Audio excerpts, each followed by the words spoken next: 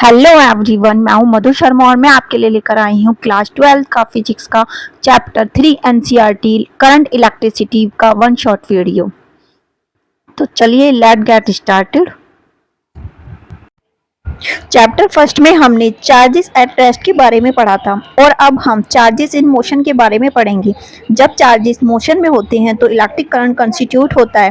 ये electric current को हम नेचुरली भी कई सिचुएशन में देख सकते हैं। एग्जाम्पल इन लाइटनिंग, चार्जेस बादल के थ्रू बादल से धरती पर एटमॉस्फेयर के थ्रू आ जाते हैं, जिससे कभी कभी डिजास्टर भी हो जाता है। ऐसे चार्जेस के फ्लो को हम स्टेडी नहीं कहते, बट डेली लाइफ में हम कई डिवाइसेस यूज करते हैं जिसमें चार्जेस स्टेडी मैनर्स में फ्लो होते हैं। तो अब हम इसी वीडियो में चार्जेस के स्टेडी मैनर्स के फ्लो के बारे में ही देखेंगे। During lightning electric current 10,000 ampere तक होता है, जबकि हमारी नर्व्स में करंट बहुत ही कम अबाउट माइक्रोमीटर में होता है। Both conditions are not usable. What is electric current? Electric current क्या है?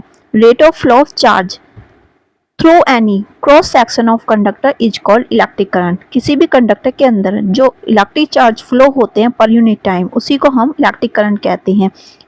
इसे आई से डिनोट करते हैं, तो I is equal to Q upon time, charge flow per unit time. If the charge D Q flow through conductor for a small time D T, यदि D Q बहुत छोटा सा चार्ज थोड़े से टाइम के लिए फ्लो हो तो हमारे करंट हो जाएगा I is equal to D Q upon D T. Direction electric current की हमेशा पॉजिटिव टू नेगेटिव होती है और ये स्केलर क्वांटिटी है। ये वेक्टर एडिशन के लॉ को फॉलो नहीं करती, ये स्केलर लॉ के एडिशन को फॉलो करती है और इसकी एसआई यूनिट एम्पियर होती है।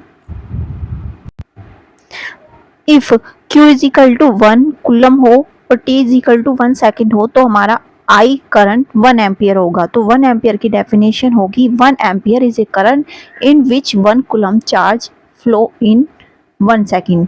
1 कूलम चार्ज फ्लो हो 1 सेकेंड में। According to Ohm's law, current flowing through conductor is always directly proportional to the potential difference V. I proportional V और हम इसे V प्रोपोर्शनल I भी लिख सकते हैं। और जो हम प्रोपोर्शनलिटी साइन को हटाएंगे तो हमारा प्रोपोर्शनलिटी कांस्टेंट आ जाएगा R, जो रेसिस्टेंस है। रेसिस्टेंस ऑफ कंडक्टर रेशियो होता है potential difference to the current flowing through it, R is equal to V I. इसकी एसआई यूनिट ओम होती है। If V is equal to 1 हो और I इज इक्वल टू 1 हो तो रेसिस्टेंस हमारा 1 ओम होगा। इसे ओम डिनोटेट करते हैं ओम से।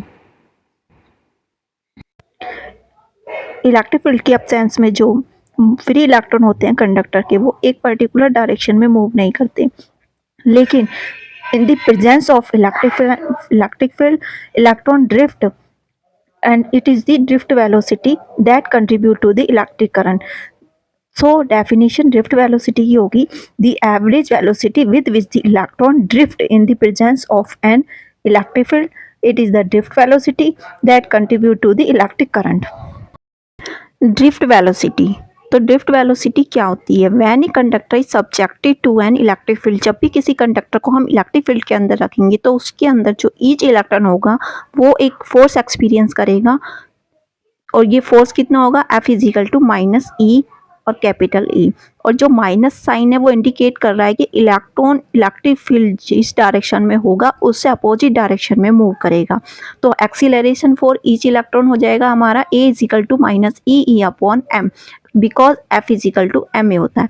Average time difference between two consecutive collision, दो कोलिजन के बीच में जो एवरेज टाइम डिफरेंस होगा वो उसे ही हम रिलैक्सेशन टाइम ऑफ इलेक्ट्रॉन कहते हैं और इसे टाउ से डिनोट करते हैं। तो टाउ इज इक्वल टू हो जाएगा ओवरऑल टाउ फॉर कंडक्टर होगा, कंडक्टर के अंदर जो कोलिजन होगा वो एवरेज होगा tau 1 plus tau 2 plus tau 3 से टाउ n तक हम प्लस कर देंगे। और n अगर इलेक्ट्रॉन की संख्या n है तो हमारी एन मतलब रिलैक्सेशन जो उनके अंदर जो कोलिजन हो रहा है वो n टाइम्स हो रहा है, तो हम n नीचे लिख देंगे तो हमारा एवरेज आ जाएगा consecutive average time difference between two consecutive collision.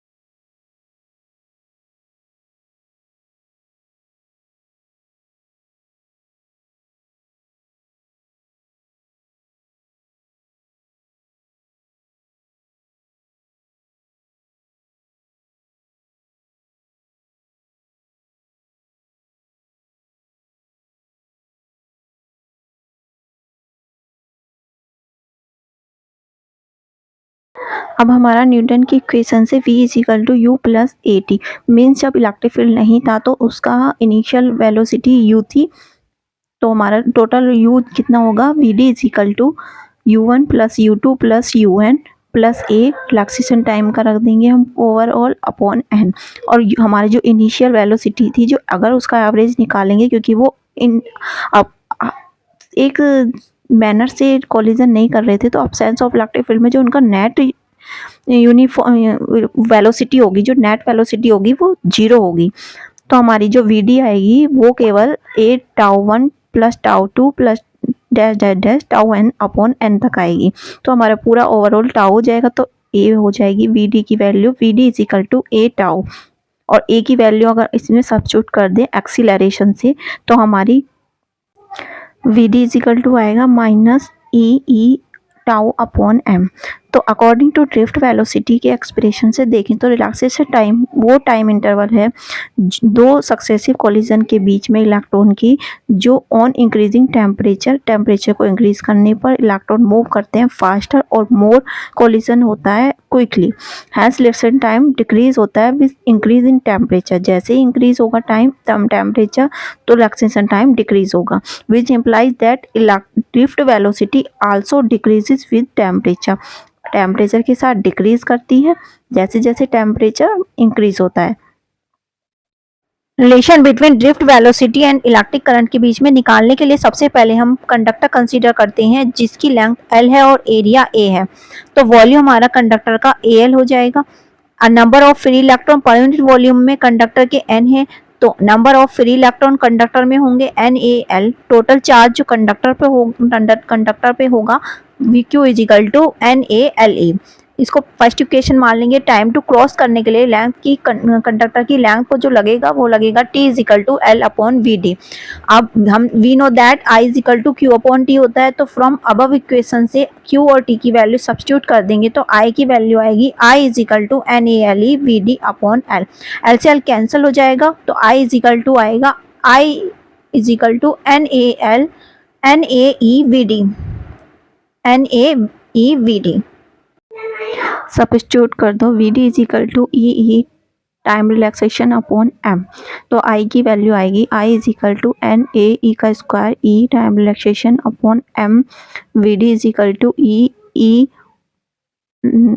की वैल्यू रख दो V upon L V D में, तो हमारी वी की वैल्यू वी डी की वैल्यू आएगी E V time relaxation upon L M, और आई की वैल्यू में सब्स्टिट्यूट कर दिया और इससे हम आई वी अपॉन आई निकाल लेंगे जो कि रेसिस्टेंस होता है। तो V upon I is equal to M L A N E का square time relaxation. Resistivity of various materials. The resistivity of materials is the resistance of a wire that materials of unit length and unit area of cross section। Means जो resistivity होती है वो उस resistance के बराबर होती है जो पर यूनिट एरिया में होती है विद यूनिट लेंथ। इसकी SI यूनिट ओम मीटर है और इसकी डायमेंशन ml की पावर 3 की -3 एंड e की -2 होती है।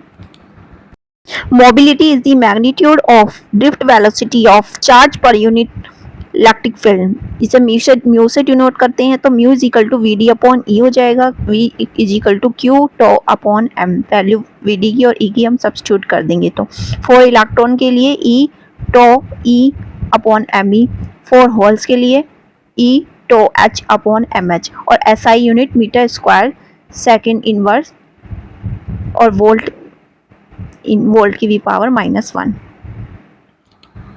करंट डेंसिटी रेशियो होती है I current at a point to a area of cross section at that point. It is denoted by J is equal to I upon A। I is the current, A is the area. ये एक vector quantity है और इसकी direction flow of positive charge होती है at that point, और इसकी SI unit ampere metre square होती है। Conductance and conductivity. Conductance resistance का इन्वर्स होता है और कंडक्टिविटी इलेक्ट्रिकल रेसिस्टिविटी की रेसिप्रोकल होती है। हम कंडक्टेंस को G से शो करते हैं, वहीं कंडक्टिविटी को सिग्मा से शो करते हैं। तो G is equal to 1 upon R हो जाएगा, वहीं sigma is equal to 1 upon rho हो जाएगा। SI यूनिट G की रो की ओम की इन्वर्स हो जाएगी, और वहीं जो वो है कंडक्टिविटी, उसकी एसआई यूनिट एमएचओ पर मीटर हो जाएगी। डायमेंशन फॉर जी के लिए m-1 l की पावर -2 t की पावर -3 a की पावर 2, और डायमेंशन ऑफ कंडक्टिविटी m की पावर -1 l की पावर -3 t की पावर 3 a की पावर 2 हो जाएगी।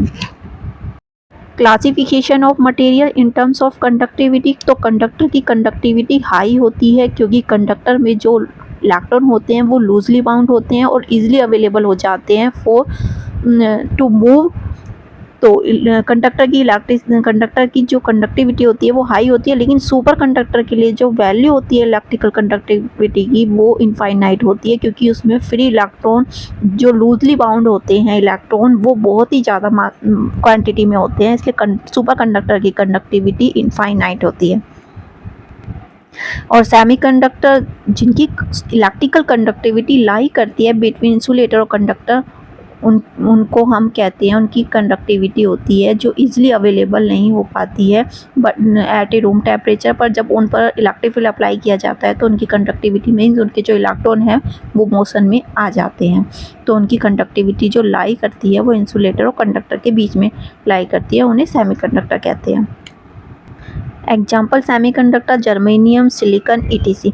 और इंसुलेटर जिनकी कंडक्टिविटी वेरी वेरी स्मॉल होती है, इंसुलेटर कंडक्ट नहीं कर पाते, मीन्स इलेक्ट्रॉन वहाँ पर लूजली बाउंड नहीं होते, उन्हें इंसुलेटर कहते हैं। एग्जाम्पल में ग्लास, रबर, वुड।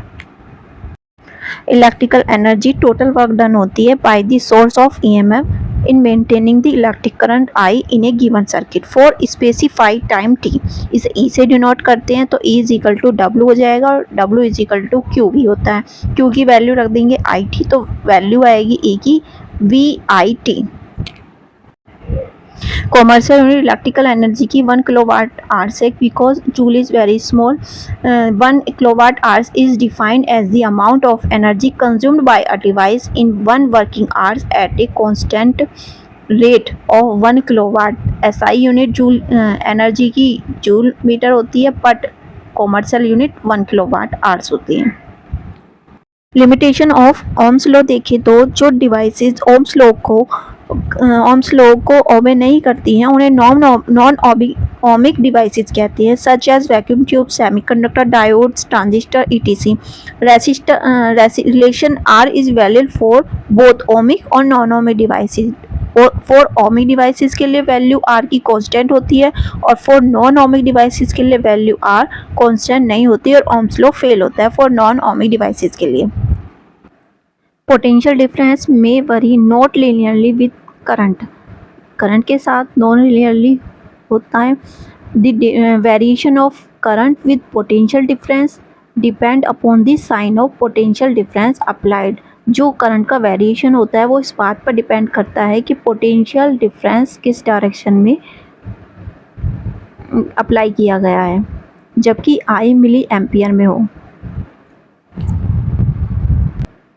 और यदि रिलेशन देखें बिटवीन पोटेंशियल डिफरेंस और करंट तो वो यूनिक नहीं होता। अगर वैल्यू V की 1 से ज़्यादा है फॉर सेम करंट के लिए तो हमें नेगेटिव रेजिस्टेंस रीजन भी मिलेगा और नॉन लीनियर रीजन भी हमें मिलेगा, ग्राफ में जैसा शो है।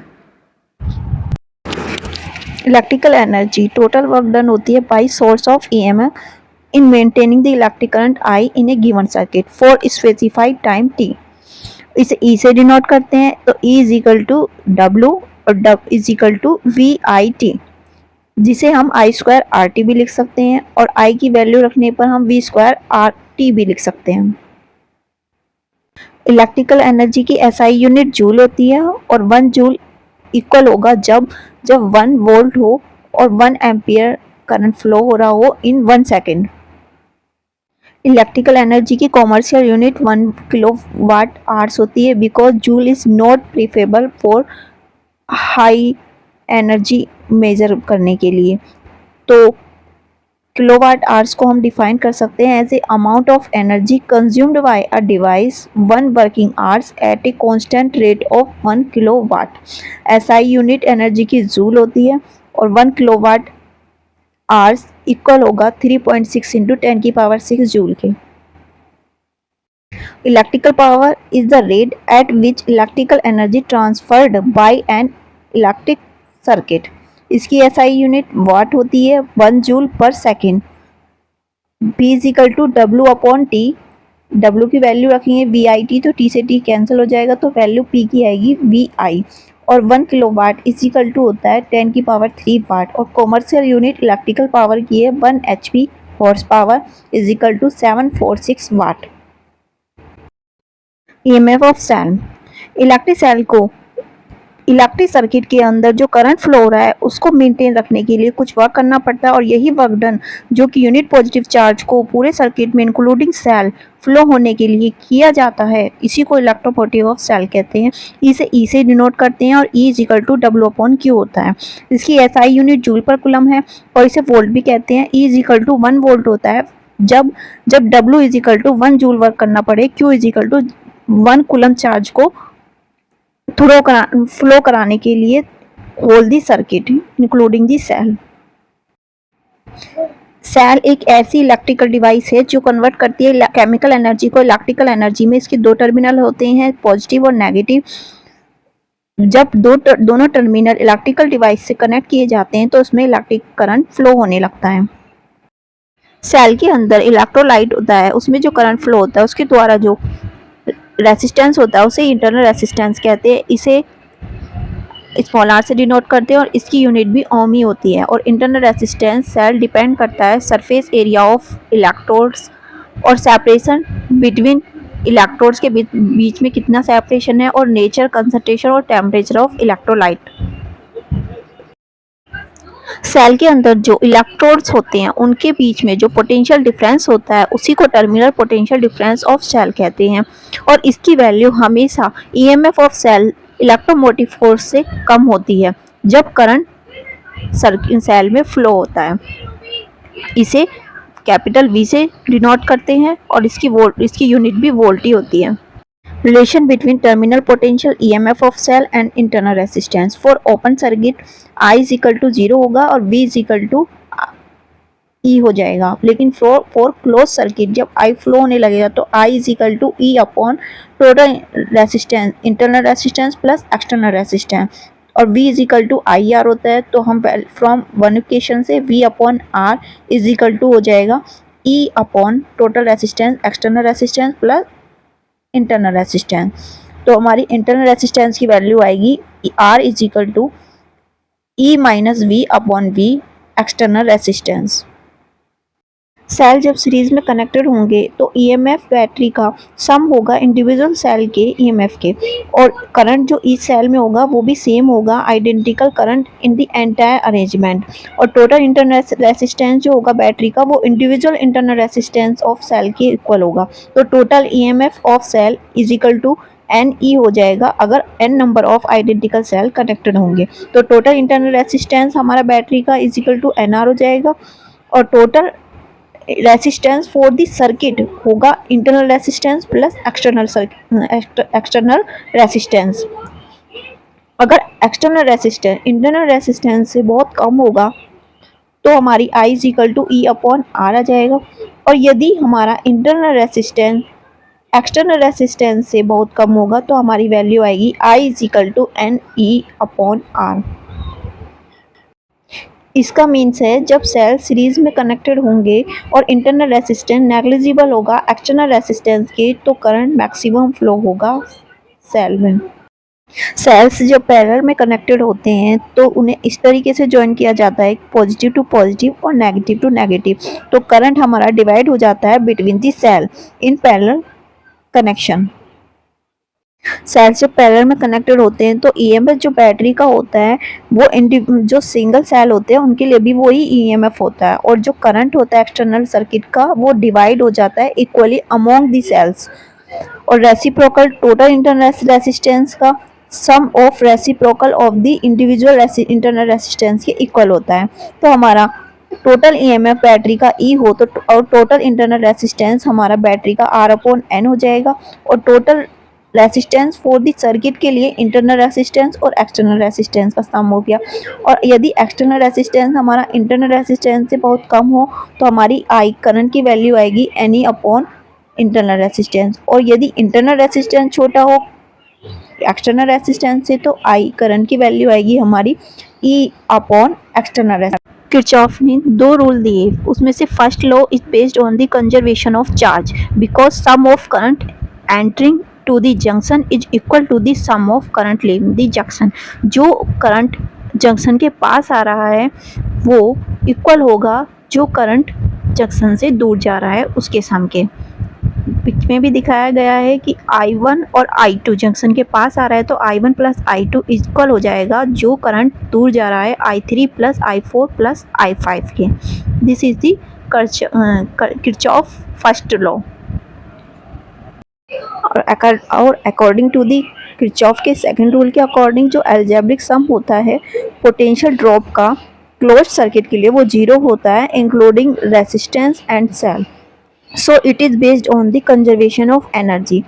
अब हम देखें तो EMF for close loop ABCA जो E होगा वो E1 माइनस E2 होगा क्योंकि जो I1 और I2 है वो एंटी क्लॉकवाइज फ्लो हो रही हैं और I3 क्लॉकवाइज फ्लो हो रही हैं, तो हमारी जो वैल्यू आएगी I1 R1 plus I2 R2 minus I3 R3 is equal to E1 minus E2। Similarly हमारा ACDA के लिए हो जाएगा E2 is equal to I3 R3 plus I4 R4 plus I5 R5। Wheatstone bridge एक ऐसा electrical circuit है जो measure करता है नॉन इलेक्ट्रिकल रेसिस्टेंस को बाय बैलेंस करके दो लेग ब्रिज की और एक लेग जिसमें इंक्लूड होता है अननोन रेसिस्टेंस, और ऐसे अरेंजमेंट करते हैं चार रेसिस्टेंस को कि उनमें से हमें तीन पता होता है और एक नहीं पता होता, तो कंसीडर करते हैं 4 रेसिस्टेंस PQRS जो 4 आर्म्स में क्वाड्रिलेटरल की लगे हुए हैं और गैल्वेनोमीटर G और टैपिंग की K2 B और D के बीच में लगी हुई है और EMF सेल का E और वन वे की K1 कनेक्टेड है A और C के बीच में जैसा कि फिग में भी हम देख सकते हैं, और PQ रेशियो आर्म्स है और रेसिस्टेंस R एक वेरिएबल रेसिस्टेंस है और S एक अननोन रेसिस्टेंस है जिसे निकालना है। तो और ब्रिज बैलेंस में जब होगा जब गैल्वेनोमीटर 0 डिफ्लेक्शन देगी और हम P upon Q is equal to R upon S से हम अननोन रेसिस्टेंस को निकाल सकते हैं, और ये बैलेंस कंडीशन जब होगी जब 0 डिफ्लेक्शन देगा गैल्वेनोमीटर।